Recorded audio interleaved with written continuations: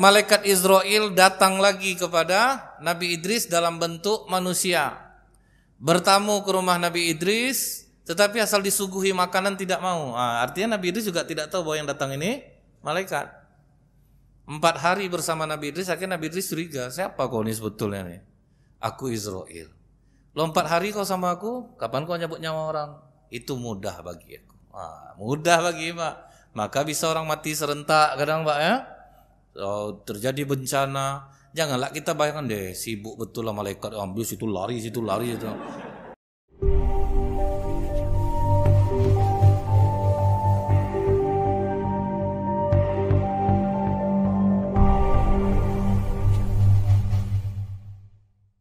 Wadhkur fil kitabi Idris, dan ceritakanlah Muhammad kisah Idris. Innahu kana siddiqan nabiyya, sesungguhnya dia seorang yang sangat membenarkan, mencintai kebenaran dan seorang nabi. Jadi sesungguhnya dia seorang yang sangat mencintai kebenaran dan seorang nabi. Jadi seolah-olah Allah mengatakan apa, Bu? Ceritakan tentang Idris ini. Nah, ciri Nabi Idris ini apa kata Allah, Pak? Mencintai kebenaran. Dia mencintai kebenaran dan dia adalah seorang nabi. Kalau sekarang ini Pak, salah satu tanda hari kiamat itu adalah sulitnya kita menemukan mana yang benar, mana yang salah. Jadi kalau kita ingat, apakah baru sekarang terjadi? Rasulullah pernah mengatakan, Bu, jarak antara aku dan hari kiamat sedekat 2 jari ini. Kalau kita hitung usia Rasulullah sampai hari ini baru 1,5 hari, Pak. Karena 1 hari di akhirat sama dengan 1000 tahun di dunia. Jadi sampai hari ini 1500 tahun Rasulullah dari mulai lahir sampai sekarang, kita tidak hitung hijrah dari Rasulullah lahir. 1500 tahun lebih kurang, berarti baru 1,5 hari. Nabi Adam 1 jam di surga sama dengan 83 tahun. Jadi itu, Pak. Nah begitu juga, Bu, yang terjadi setelah apa kata Rasulullah? Penutup pintu fitnah. Penutup pintu fitnah itu adalah Umar bin Khattab. Jadi ketika gunung Uhud bergetar, Rasulullah, Abu Bakar Siddiq, Umar bin Khattab, Utsman bin Affan radhiyallahu anhu sedang berada di atas bukit Uhud, Pak. Bergetar bukit Uhud itu. Kata Rasulullah, wahai bukit, diamlah. Karena di atasmu ada seorang nabi, ada seorang siddiq, dan 2 orang syahid. Jadi sudah dikatakan Rasulullah, ini 2 ini bakal mati syahid. Nah, Umar bin Khattab kenapa dikatakan penutup pintu fitnah? Maksudnya kalau udah terbuka, fitnah itu akan bertahan sampai akhir zaman. Jadi apa yang kita lihat hari ini dulu udah terjadi, Pak. Makanya dekat antara hari kiamat, kata Rasulullah itu sedekat jari itu, salah satu tandanya adalah tentang pembunuhan Umar bin Khattab, Utsman bin Affan, Ali bin Abi Thalib radhiyallahu anhu.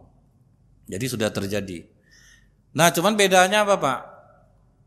Sewaktu Khalifah Umar bin Khattab itu, dia dibunuh oleh Abu Lu'lu'ah, budak dari Al-Walid Mughirah bin Syu'bah. Jadi dia ini tentara terlatih, orang Persia, agamanya bukan Islam. Jadi dia pura-pura jadi budak, Pak. Kerja dia di rumah Mughirah bin Syu'bah. Dan Khalifah Umar sayang sama dia ini, Pak. Karena apa? Kepandaiannya banyak. Nah, dia bisa buat senjata, jadi sayang Umar sama dia. Rupanya diam-diam misi dia adalah membunuh Khalifah Umar bin Khattab. Jadi begitu dia sudah siapkan pisau beracun, sembunyi dia, Pak, di depan, di kamar nih. Nah, tibanya di kamar inilah. Begitu Khalifah Umar bin Khattab takbiratul ihram, keluar dia, langsung dia tikam 3 kali dadanya. Hebatnya racun dia itu, Pak. Apa yang dimakan keluar balik dari lubang. Itu biasanya tidak seperti itu. Itulah kehebatan dia meracun pisau itu, Pak. Apa yang dimakan keluar di lubang itu. Cuman pertanyaan Khalifah Umar apa, Pak? Apakah seorang muslim yang membunuhku? Tidak. Alhamdulillah.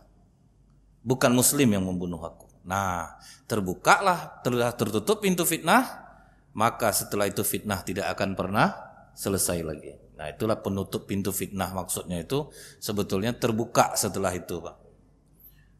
Bergantilah kepada Khalifah Utsman bin Affan radhiyallahu anhu.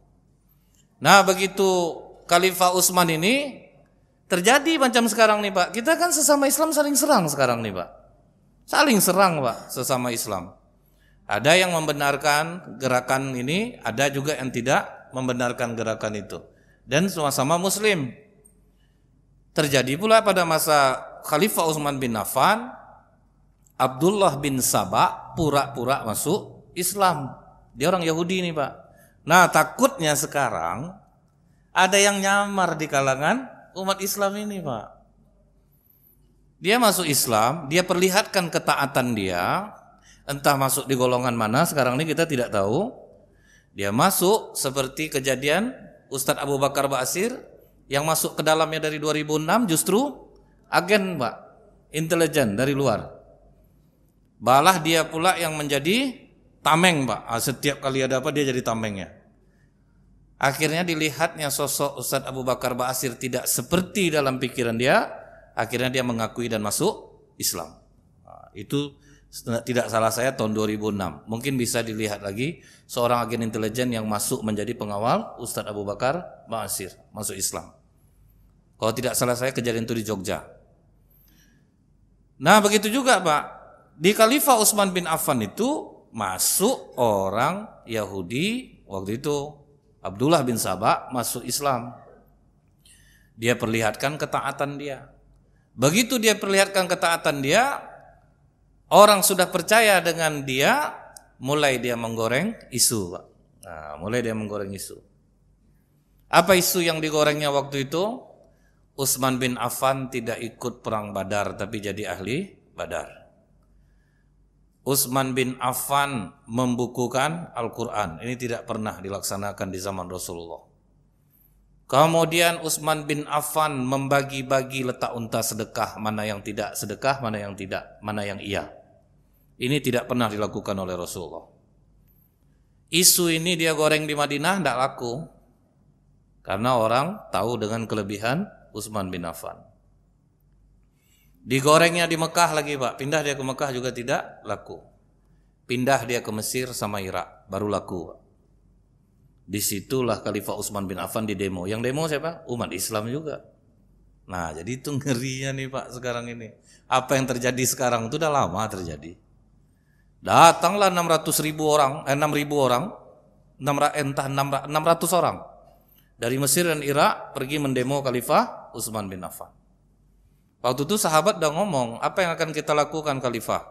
Biarkan mereka masuk. Aku ingin menemui mereka. Diajak dialog. Apa yang tak senang kalian sama aku? Kau tidak ikut perang Badar, kenapa jadi ahli Badar? Perlu kalian ketahui, anak Rasulullah Ruqayyah adalah istri aku. Sewaktu perang Badar, anak Rasulullah sedang sakit keras, istri aku. Kemudian Rasulullah mengatakan jaga istrimu. Salahkah aku menuruti perintah Rasulullah? Baru terdiam orang. Jadi waktu perang Badar itu Utsman ingin ikut, cuman istri Rasulullah anak Rasulullah sedang sakit, istri Khalifah Utsman bin Affan. Jadi Rasulullah waktu perang Badar itu antara gembira dan sedih. Gembiranya menang perang, sedihnya anak meninggal dunia. Ruqayyah meninggal dunia. Baru terdiam pendemo itu semua. Nah, itulah bahayanya Pak. Kadang orang menggiring-giring opini ini. Makanya saring dulu baru sharing. Jangan sembarang memihak. Ini hati-hati kita nih, jangan sembarang memihak. Karena kadang-kadang kita ini buta Pak. Kalau udah memihak itu buta kita jadinya. Baik dari sebelah sini walaupun di sebelah sini. Perang-perang lah sekarang ini. Perang-perangan ini jawab, ini tanya, ini jawab. Jadi seperti itu jadinya. Nah, setelah itu, kenapa kau membukukan Al-Quran?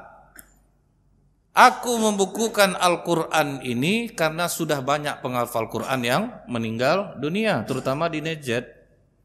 70 penghafal Quran, alasan mereka ke Rasulullah, kami ingin belajar Al-Quran. Diutus pria-pria terbaik penghafal Quran 70 orang. Dibantai sama mereka Pak, orang Najd. Jadi kalau tidak ini dibukukan, ini bahaya. Makanya Utsman mengumpulkannya lewat siapa? Apa yang disimpan oleh Zaid, apa yang ada pada Ummul Mukminin Aisyah itu digabung. Jadi apa yang kulakukan ini sesuatu bid'ah, tetapi manfaatnya jauh lebih besar. Terdiam pula lah balik pendemo itu. Nah, kenapa kau membagi-bagi unta sedekah? Ingatkah kalian kejadian Rasulullah ketika cucunya makan kurma sedekah? Apa kata Rasulullah? Muntahkan. Jadi saking takutnya Rasulullah, jangankan unta lagi, kurma aja pun dibedakan. Mana kurma sedekah, mana yang enggak. Jadi kalau bapak megang duit masyarakat, Pak, jangan satukan dalam dompet bapak, Pak. Enggak bisa. Enggak bisa dia. Walaupun ada duit kita di dalamnya itu, banyaklah duit kita lagi, Pak, enggak bisa. Mesti dipisah dia. Nah, akhirnya pulang pendemo ini, Pak. Kami minta maaf Khalifah. Kami pulang. Abdullah bin Sabah menjalankan rencana berikutnya. Apa rencananya? Kerjasama dengan orang dalam, Pak. Jadi ini hati-hati juga nih. Dia buat tanda tangan Khalifah Utsman, tapi isinya apa? Wahai gubernur Mesir, wahai gubernur Irak. Kalau bahasa sekarang ya, dulu kan Irak namanya, Pak ya. Apabila mereka sampai ke daerah kalian, penggallah kepala mereka. Itu isi surat tuh, Pak. Kalau yang bohong-bohong macam ini kan terjadi juga sekarang nih, Pak.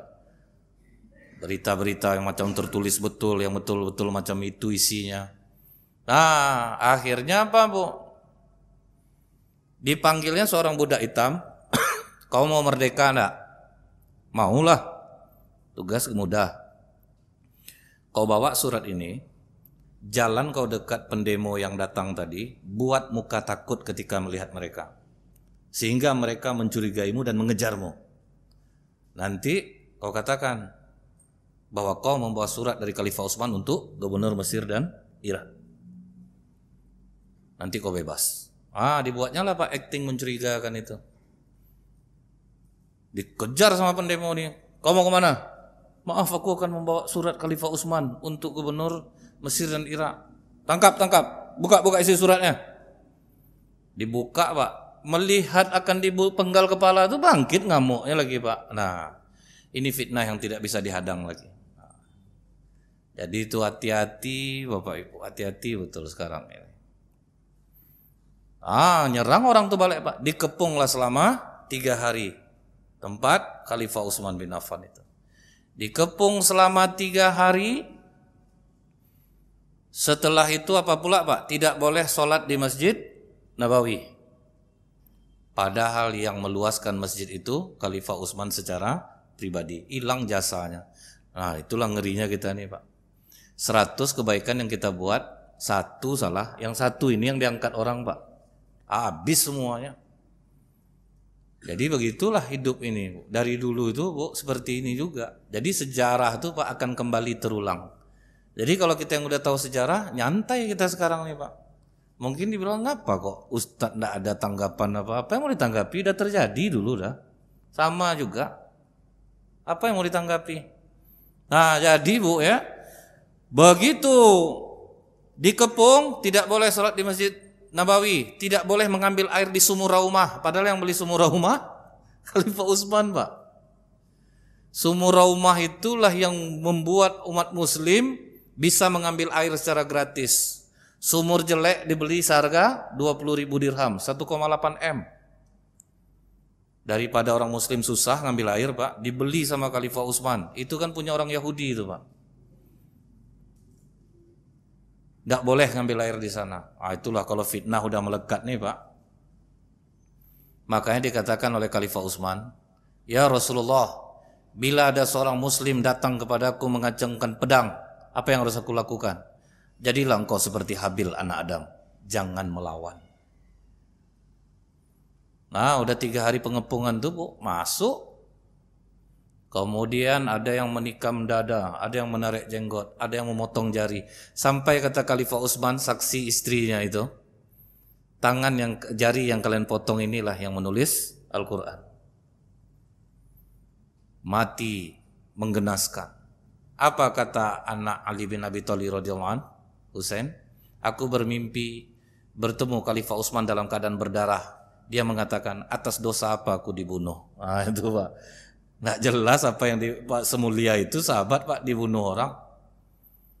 Nah, kemudian jangan disolatkan. Itu pula ya, Pak, udah dibunuh secara keji, jangan disolatkan. Apa kata Ummu Habibah istri Rasulullah? Siapa yang melarang kami menyelenggarakan jenazah Utsman, aku istri Rasulullah akan membuka tutup kepalaku. Maksud ditanggalkannya jilbabnya, akan berjalan di Madinah ini. Takut pendemo itu Pak. Karena kalau sempat istri Rasulullah waktu itu membuka hijabnya, hujan batu Madinah kata para sahabat. Takut pula pendemo itu Pak, masih kuat juga cintanya kepada keluarga Rasulullah. Akhirnya diselenggarakanlah jenazah Utsman. Nah, yang membunuh Utsman takut. Pergi ngompori Ali kami baiat kamu. Kan politiknya sama tuh Pak ya. Untuk ngilangin jejak supaya dia tidak kena periksa. Didekatinya Ali, kami setuju Ali, kau jadi khalifah setelah ini. Bersembunyi. Setelah itu datanglah Zubair sama Tolha. Oke Ali, kami baiat kamu. Zubair dan Tolha mau. Muawiyah enggak Pak. Kata Muawiyah, karena dia family Khalifah Utsman, temukan dulu pembunuh Utsman baru kami baiat. Kata Ali, baiat dulu aku baru cari pembunuhnya. Nah, disitulah terjadi perang Siffin antara Ali dan Muawiyah. Itulah dahsyatnya Pak. Fitnah itu masuk dia, nyusup dia ke tempat Ali. Apa bedanya sama sekarang Pak?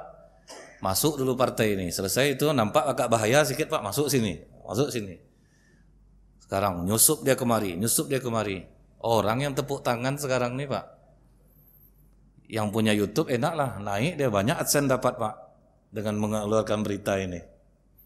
Nah jadi memang kebenaran itu penting. Cuman kita harus jeli dulu Pak. Makanya kata Allah di sini, dia seorang yang mencintai kebenaran. Jadi tidak mudah untuk menerima info. Jangan sampai tipis kuping. Udah banyak orang kena dosa lah, masalah besar lagi. Kadang suami dijelekkannya istrinya. Sudah itu istri menjelekkanlah suaminya. Kan sama-sama jelek dua-duanya sebetulnya Pak kan. Untuk kasus yang seperti itu aja payah kita percaya. Datang istri nangis-nangis dia ke rumah kawannya. Pokok kawan kan kakak besok ya ke pengadilan agama. Nggak tahan kakak nengok abang lagi. Kasar betul. Ada semangat lah kawan. Iyalah kak. Nggak mungkin lah kakak dizolimi terus. Senin dah berpeluk naik onda balik bu. Kak nggak jadi kak. Nggak abang dah minta maaf. Macam itulah Pak. Itu untuk yang kecil aja baru tuh Pak. Untuk yang kecil apalagi yang sebesar ini. Bisa berubah-ubah. Nah ini bu. Jadi Nabi Idris ini dipuji Allah karena mencintai kebenaran. Kemudian wa rafa'nahu makanan 'aliyya, dan kami telah mengangkatnya ke martabat yang tinggi.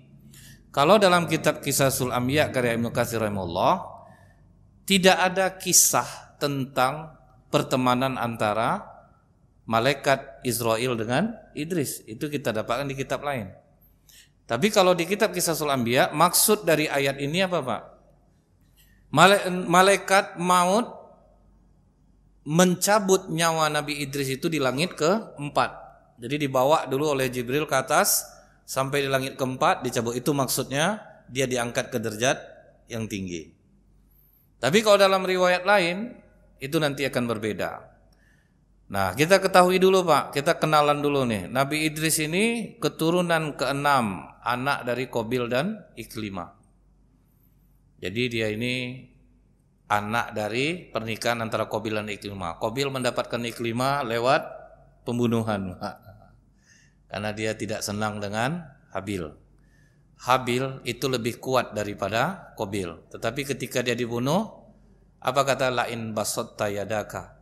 Kau bunuh aku tidak akan melayangkan tanganku untuk membunuhmu. Jadi dia tidak mau melawan dia. Nah kemudian Pak, tugas Nabi Idris ini dapat wahyunya umur berapa Bu? 82 tahun Pak.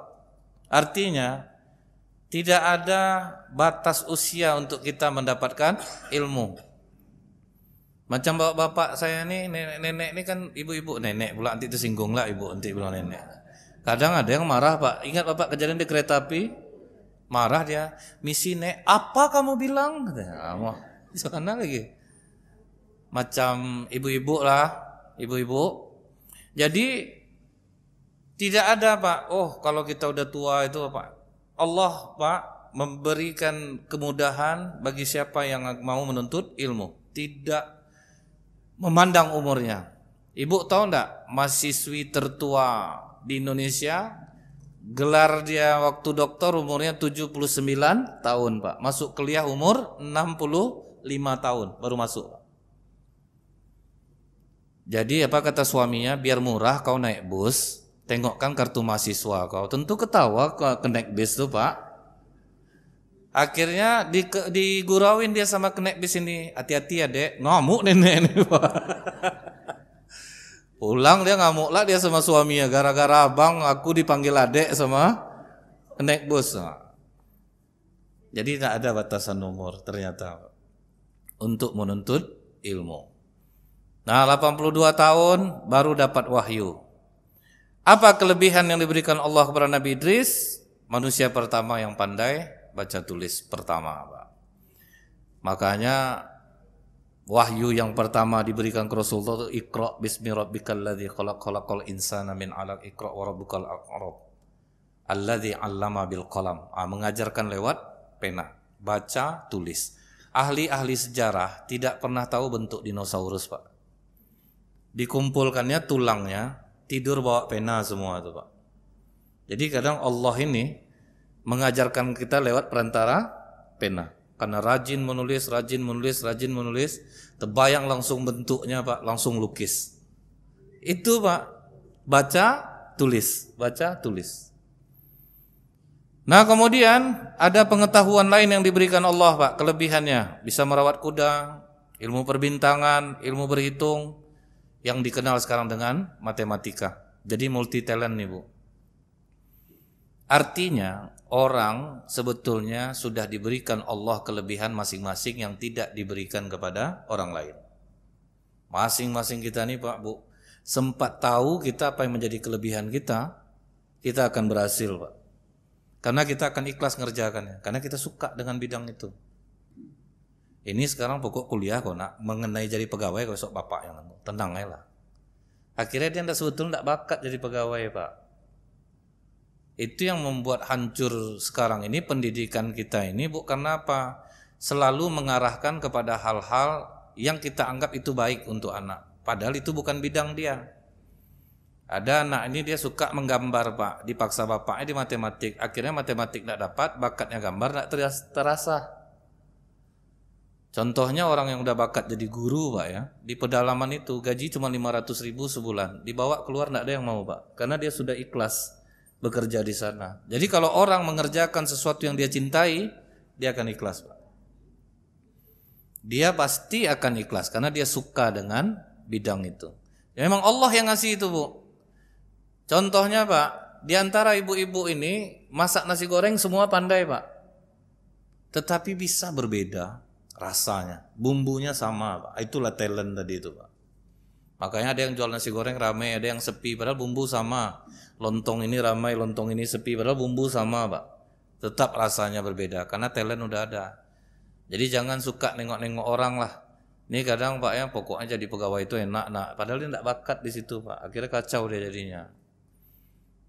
Yang mempraktekkan ini justru sekarang siapa Bu? Swedia. Swedia negara paling ramah pendidikan nomor 1 di dunia.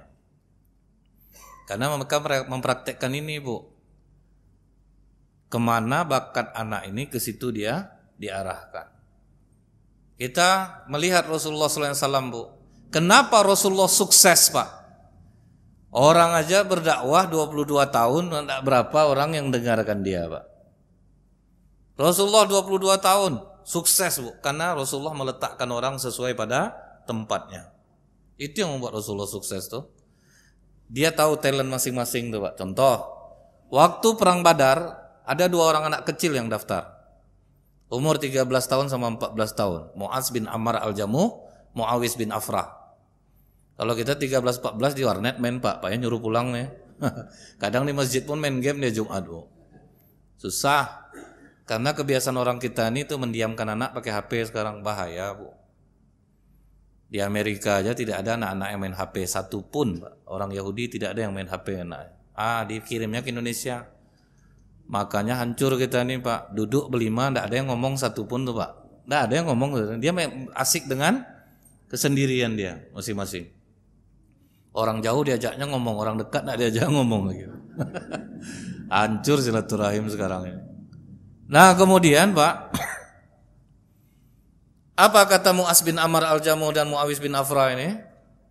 Ya Rasulullah, kami berdua daftar perang. Kata Rasulullah, Kalian masih kecil. Umur kau berapa? 13 tahun ya Rasul. Kamu 14 tahun ya Rasulullah. Pulang kalian. Kalian berbakti kepada orang tua kalian, sama kalian mendapatkan jihad fisabilillah. Kami, mamak kami yang nyuruh nih Rasulullah. Pulang kami kena marah nih. Mamak kami yang nyuruh nih.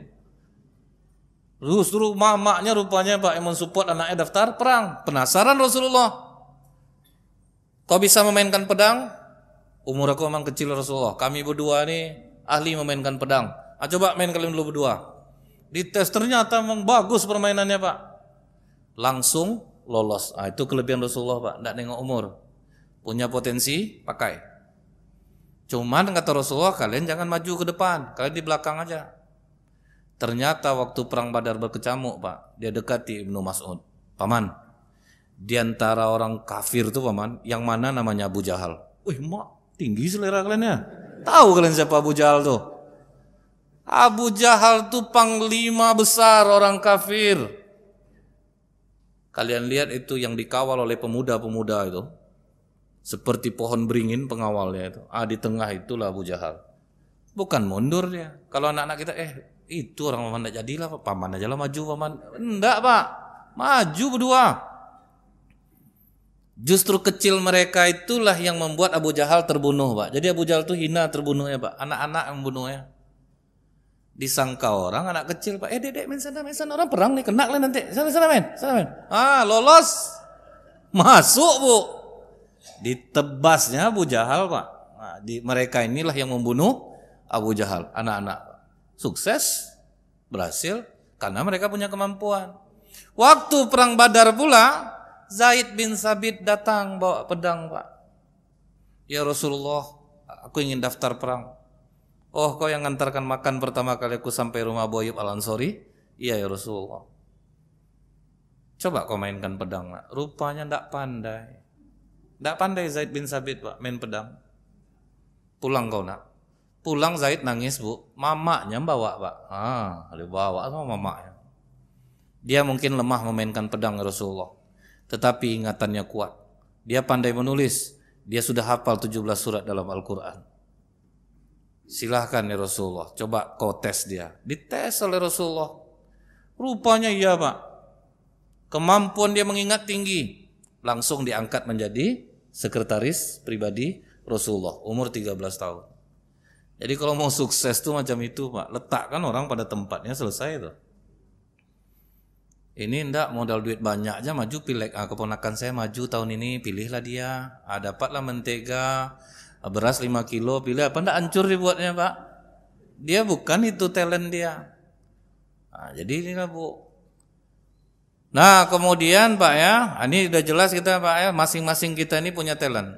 Anak bapak ibu punya talent. Asah kemampuan dia itu lebih daripada yang lain. Insya Allah jadi dia tuh Pak. Jadi dia.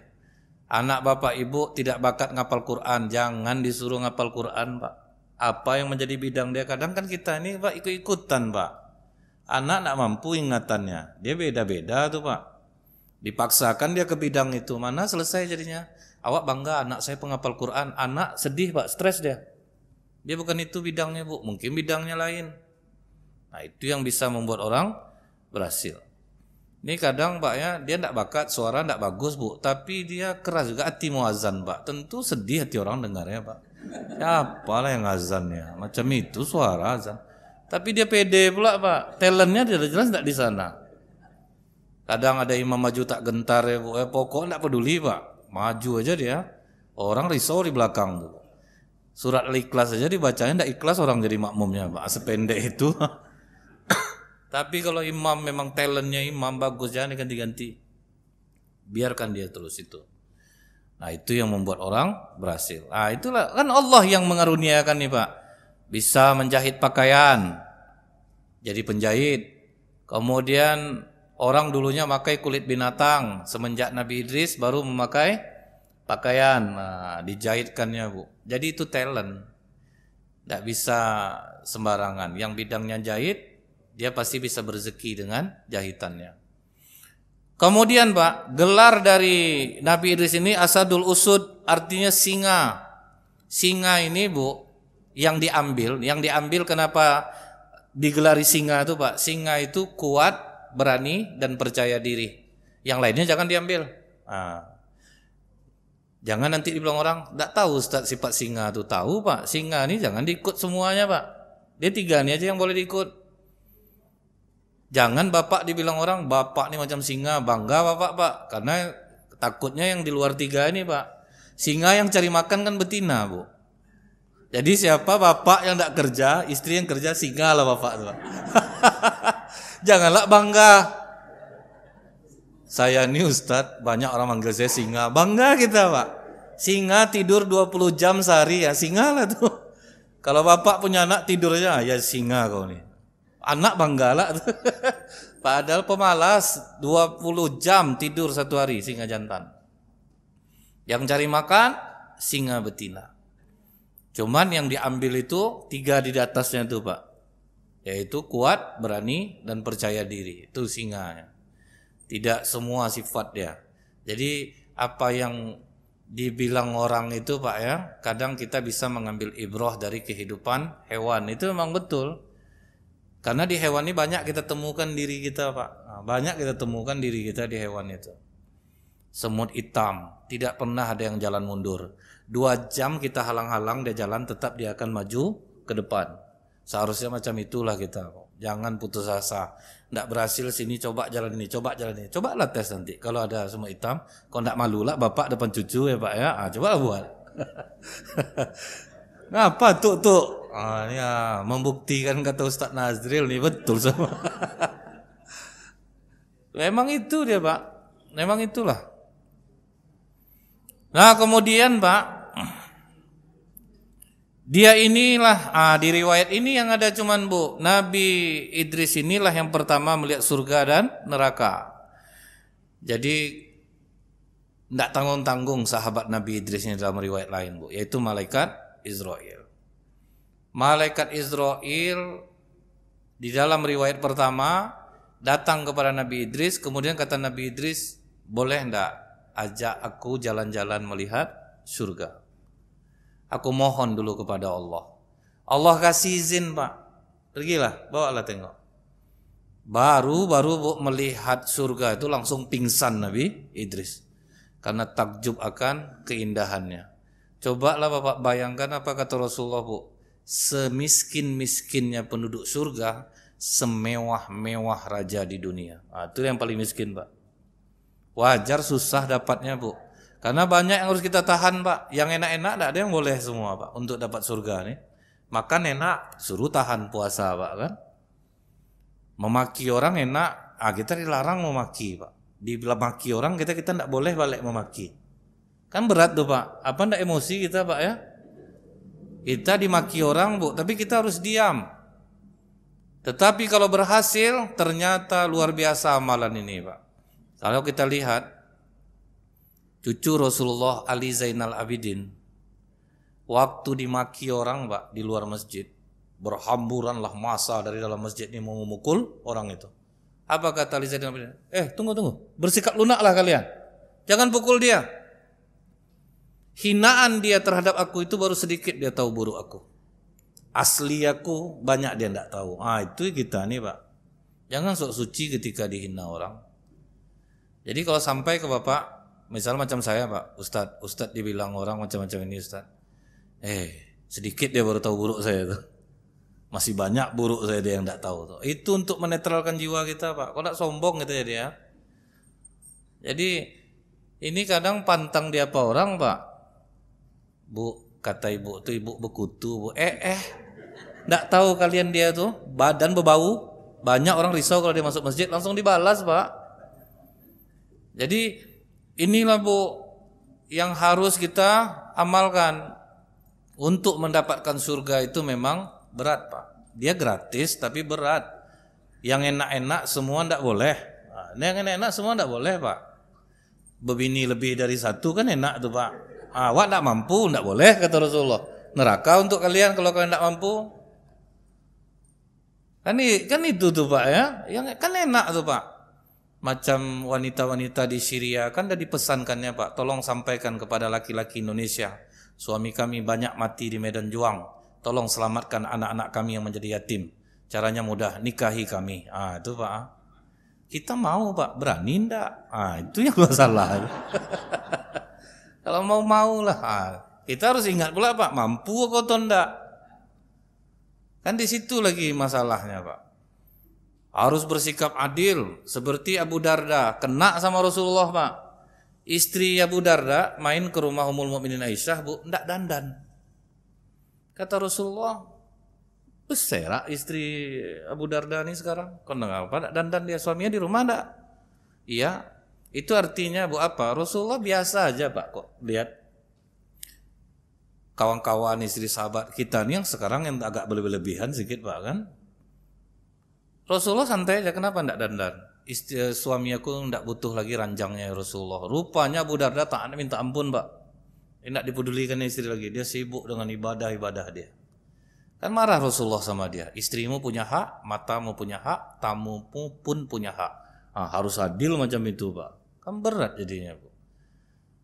Nah makanya Nabi Idris pingsan melihat, wah begitu indahnya surga itu. Ya sedangkan yang semiskin-miskinnya udah semewah-mewahnya Pak. Apalagi kata Rasulullah Bu, besok di akhirat diambil orang yang paling kaya di dunia ini, dicelupkan dia ke neraka setitik aja Pak, diangkat balik. Ditanya, pernahkah kau merasa senang? Enggak. Lupa Pak, saking ngerinya neraka itu. Dimasukkan orang yang paling sengsara di dunia ini Bu ke surga setitik aja. Pernah enggak merasakan susah? Enggak. Lupa langsung Pak, saking nikmatnya surga. Sampai kata Rasulullah Bu ya, kalau sempat diperlihatkan Allah saja bidadari Pak, waduh semua pohon ranum semua ya Pak, terang benderang. Sehingga Bu ya, waktu Julaibib meninggal, Rasulullah pertama tersenyum, menangis, kemudian tersenyum, yang terakhir dia balikkan badannya Pak. Ditanya oleh sahabat, kenapa tadi kau awalnya menangis ya Rasulullah? Kata Rasulullah, orang macam Julaibib ini langka, padahal dia mau nikah, tapi karena panggilan jihad Pak, ditinggalkannya nikahnya, dia pergi jihad, mati dia. Kalau kita Pak, sempat besok mau nikah, ada panggilan jihad, aku membana nih ya. Besok mau nikah nih, udah lama aku melamar perempuan kena tolak, ini dapat nih sekali ini. Padahal Rasulullah sudah memaklumi Pak, dia tidak boleh ikut sebetulnya, tapi dia tetap ikut.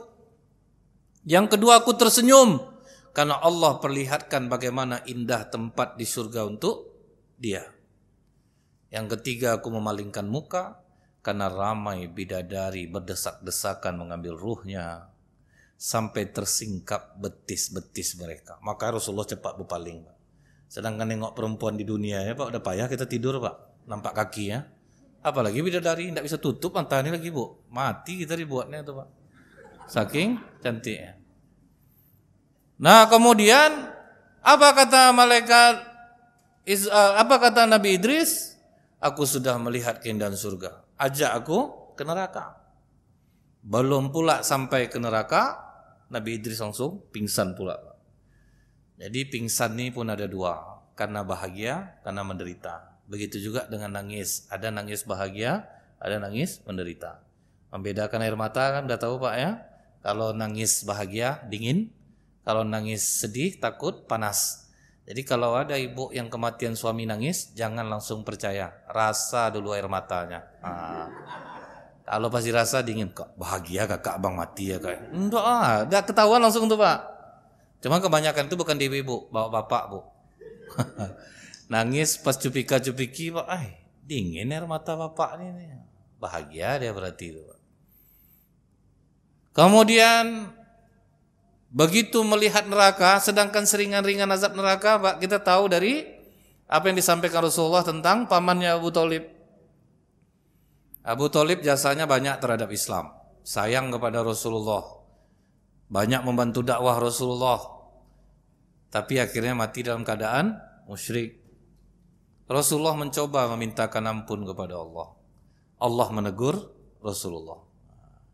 Tidak layak bagi seorang nabi dan orang-orang beriman memohonkan ampun untuk orang-orang musyrik sekalipun itu kerabatnya sendiri. Jadi tidak bisa. Apa kata Rasulullah? Kalau bukan karena aku, pamanku ini diletakkan di neraka yang paling bawah. Tapi karena aku, pamanku ini ditempatkan di neraka yang paling ringan, yaitu dipasangkan sendal di kaki, mendidih otak di kepala. Itulah azab paling ringan. Apa enggak pingsan Nabi Idris jadinya, Pak? Kemudian, Pak, kata malaikat Idris, aku betul-betul takut sekali dengan azab Allah ini. Mudah-mudahan iman aku semakin tebal karenanya. Nah, itulah Nabi Idris jadi kuat dia beribadah itu, Pak. Makin menambah ibadahnya. Nah, informasinya kita udah tahu, tentu juga akan menguatkan kita untuk beribadah. Jadi Nabi Idris karena dia udah tahu, secara duniawi Nabi Idris itu kuat, secara ukhrawi dia juga kuat. Jadi ini komplit, Bu. Pencariannya banyak, dia pintar, dia menjahit, tetapi juga ibadah dia kuat. Kalau kita, Pak, ibadah kuat, dunia terlupa. Dunia kuat, akhirat pula terlupa. Kadang akhirnya sholat bawa barang gitu, Pak, bawa semen, bawa kerikil, bawa apa, macam-macam ingatan tuh, Pak, sedang sholat itu. Terbawa semua dalam sholat tuh, Pak. Yang kunci ada. Jadi sambil dia rukuk tuh rasanya sakunya, Bu, ada kunci, sami Allah. Kan buat gaya aja tuh, Pak, ya. Kadang teringat sendal di luar dibawa juga sembayang, Bu. Onde salah bawa sendalnya. Sendal krokodil harga 300.000 hilang, Bu. Doanya, ya Allah patahkanlah kaki orang yang mencuri. Nggak imbang, Pak. Zolim tuh, Bu. Kita ini nggak boleh zolimi orang. Harga sendal 300, Pak. Orang patah kaki didoakan ya. Berapa betul harganya? Nah, jadi, Pak, di sini tidak ada sambungan malaikat Israel itu tinggal di surga. Itu tidak ada sambungan ke sana. Nah, setelah itu, Pak, mulai malaikat Israel datang lagi kepada Nabi Idris dalam bentuk manusia. Bertamu ke rumah Nabi Idris, tetapi asal disuguhi makanan tidak mau. Artinya Nabi Idris juga tidak tahu bahwa yang datang ini malaikat. 4 hari bersama Nabi Idris, akhirnya Nabi Idris curiga, siapa kau ini sebetulnya nih? Aku Israel. Lo 4 hari kau sama aku, kapan kau nyabut nyawa orang? Itu mudah bagi aku. Mudah bagi, Pak. Maka bisa orang mati serentak kadang, Pak, ya. Terjadi bencana. Janganlah kita bayangkan deh, sibuk betul lah malaikat, ambil situ lari itu. Nggak bisa kita artikan macam itu, Pak. Mudah bagi aku, kata Israel. Kemudian setelah puas berkeliling, Pak, kemudian Nabi Idris ini mengatakan kepada malaikat maut ini, aku ingin menghabiskan malam-malamku untuk beribadah kepada Allah. Jadi rupanya malaikat Israel ini datang karena kerinduannya kepada Nabi Idris. Nah, Nabi Idris inilah, Pak, yang akhirnya anak cucu Adam yang mulai membelot-belot yang kajian kita sebelumnya. Waktu zaman Nabi Syed tersebar zina, nyanyian, itulah yang didakwahi oleh Nabi Idris, Bu.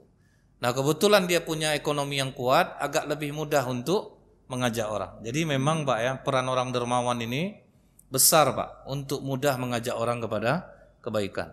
Itu mudah, Bu. Orang kaya ini kalau sempat dekat dia kepada agama, hargailah dia, Pak. Muliakan dia. Karena dengan uang yang dia miliki, dia bisa ngajak orang, Pak. Cobalah misalnya, Pak, Bapak kaya, uang ada 1 juta. Dalam seminggu itu uang 7 juta kecil bagi Bapak. Panggil orang di luar nih, Pak, ikut kajian 50.000, mau enggak? Penuh masjid ini, Pak, lantai 2 ini penuh nih, habis semua, enggak dapat duduk Bapak lagi. Karena memang itu terbukti, Bu. Saya ingat waktu kita buat program untuk tukang ojek pangkalan di Jalan Todak, Pak. Mereka karena bukan tidak mau mungkin dekat sama agama nih, Pak. Pencarian itu susah. Akhirnya waktu itu ditanyain, penghasilan Bapak berapa? 35.000 satu hari. Dikasih 100.000 satu orang, mau enggak dengar ceramah? Wah, ramai daftar, Bu. Terdaftarlah 20 orang. 3 hari 100 satu hari, berarti 20 orang kan lumayan tuh, Pak. Atang orang kaya, saya yang nanggung semuanya, katanya. Berapa hari? 3 hari mereka, saya yang nanggung. Ustadz-ustadznya siapa yang ngajar? Dibayar. Rupa serius Bu, mereka mendengarkan. Bukan tak mau orang dengarkan tausiah tuh Pak. Duit masuk nih Bu. Banyak dorongan-dorongan tuh Pak. Jadi kalau ada orang kaya Bu, dia bisa modali ini Pak. Nah, dia bisa modali. Seperti yang saya ingat, seperti Masjid Jogokarian itu kan orang-orang miskin disantuni setiap hari Pak. Jadi orang mau datang ke masjid. Jadi kalau bapak ini berduit, bolehlah buat macam ini juga Pak. Ajak-ajak orang untuk mendengarkan ceramah, untuk datang ke masjid. Kata Rasulullah apa Bu? Kadang ada orang ini yang bisa ditarik lewat perutnya, seleranya ditarik Pak. Nah, seperti dulu ingat saya di Darul Amal nih, musola Darul Amal. Payah ngundang orang wirid nih Bu. Datang orang rumah makan Taragung, bilang nanti makan saya nanggung. Bawa masakan Taragung tuh ke musola tuh Pak. Bu, penuh masjid tuh dibuatnya Pak. Ada yang miring-miring pakai jilbab datang Bu. Ada yang lupa pintu masjid di mana Pak. Nampak bingungnya Pak masuk tuh. Jadi rupanya itu mau. Ini sempat nonton orang musola Darul Amal, ingat dia kejadian tuh Pak. Saya yang ceramah malam itu. Terkejut saya Bu. Tumben rame ini Pak. Ada yang begini selama ceramah tuh Pak. Dia mikir pokok kan makan habis itu Pak kan. Taragung Bu. Nah, jadi kadang memang ada daya tarik seperti itu yang harus dijalankan. Insyaallah akan kita lanjutkan kembali. Subhanakallahumma bihamdika asyhadu an la ilaha illa anta astaghfiruka wa atubu ilaik. Assalamualaikum warahmatullahi wabarakatuh.